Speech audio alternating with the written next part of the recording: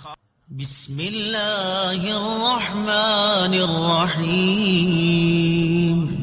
ترجمہ: اللہ کے نام سے شروع جو نہایت مہربان رحمت والا ہے۔ بسم اللہ، اللہ کے نام سے شروع۔ تفسیر صراط الجنان میں اس کی تفسیر کچھ اس طرح ہے۔ علامہ احمد ساوی رحمت اللہ تعالی علیہ فرماتے ہیں، قرآن مجید کی ابتدا بسم اللہ سے اس لیے کی گئی تاکہ اللہ تعالیٰ کے بندے اس کی پیروی کرتے ہوئے ہر اچھے کام کی ابتدا بسم اللہ سے کریں، اور حدیث پاک میں بھی اچھے اور اہم کام کی ابتدا بسم اللہ سے کرنے کی ترغیب دی گئی ہے۔ چنانچہ حضرت ابو ہریرہ رضی اللہ تعالی عنہ سے روایت ہے، حضور پر نور صلی اللہ تعالی علیہ وسلم نے ارشاد فرمایا، جس اہم کام کی ابتدا بسم اللہ الرحمن الرحیم سے نہ کی گئی تو وہ ادھورا رہ جاتا ہے۔ لہذا تمام مسلمانوں کو چاہیے کہ وہ ہر نیک اور جائز کام کی ابتدا بسم اللہ الرحمن الرحیم سے کریں، اس کی بہت برکت ہے۔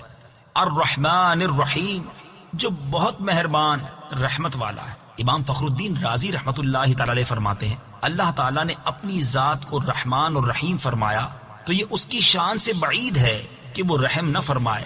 مروی ہے کہ ایک سائل نے بلند دروازے کے پاس کھڑے ہو کر کچھ مانگا تو اسے تھوڑا سا دے دیا گیا۔ دوسرے دن وہ ایک کلاڑا لے کر آیا اور دروازے کو توڑنا شروع کر دیا۔ اس سے کہا گیا کہ تو ایسا کیوں کر رہا ہے؟ اس نے جواب دیا، تو دروازے کو اپنی عطا کے لائق کر یا اپنی عطا کو دروازے کے لائق بنا۔ اے ہمارے اللہ عز و جل، رحمت کے سمندروں کو تیری رحمت سے وہ نسبت ہے جو ایک چھوٹے سے ذرے کو تیرے عرش سے نسبت ہے، اور تو نے اپنی کتاب کی ابتدا میں اپنے بندوں پر اپنی رحمت کی صفت بیان کی، اس لیے ہمیں اپنی رحمت اور فضل سے محروم نہ رکھنا۔ بسم اللہ سے متعلق چند شرعی مسائل۔ علماء کرام نے بسم اللہ سے متعلق بہت سے شرعی مسائل بیان کیے ہیں، ان میں سے چند بیان کرتا ہوں۔ نمبر 1، جو بسم اللہ ہر سورت کے شروع میں لکھی ہوئی ہے یہ پوری آیت ہے، اور جو سورہ نمل کی آیت نمبر 30 میں ہے وہ اس آیت کا ایک حصہ ہے۔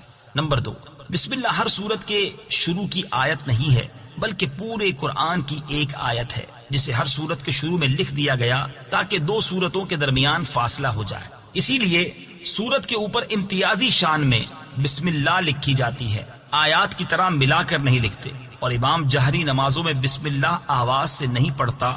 نیز حضرت جبریل علیہ السلام جو پہلی وحی لائے اس میں بسم اللہ نہ تھی۔ نمبر 3، تراویح پڑھانے والے کو چاہیے کہ وہ کسی ایک سورت کے شروع میں بسم اللہ آواز سے پڑھے تاکہ ایک آیت رہ نہ جائے۔ نمبر 4، تلاوت شروع کرنے سے پہلے اعوذ باللہ من الشیطان الرجیم پڑھنا سنت ہے، لیکن اگر شاگرد استاد سے قرآن مجید پڑھ رہا ہو تو اس کے لیے سنت نہیں۔ نمبر 5، سورت کی ابتدا میں بسم اللہ پڑھنا سنت ہے ورنہ مستحب ہے۔ نمبر 6، اگر سورہ توبہ سے تلاوت شروع کی جائے تو اعوذ باللہ اور بسم اللہ دونوں کو پڑھا جائے، اور اگر تلاوت کے دوران سورہ توبہ آ جائے تو بسم اللہ پڑھنے کی حاجت نہیں۔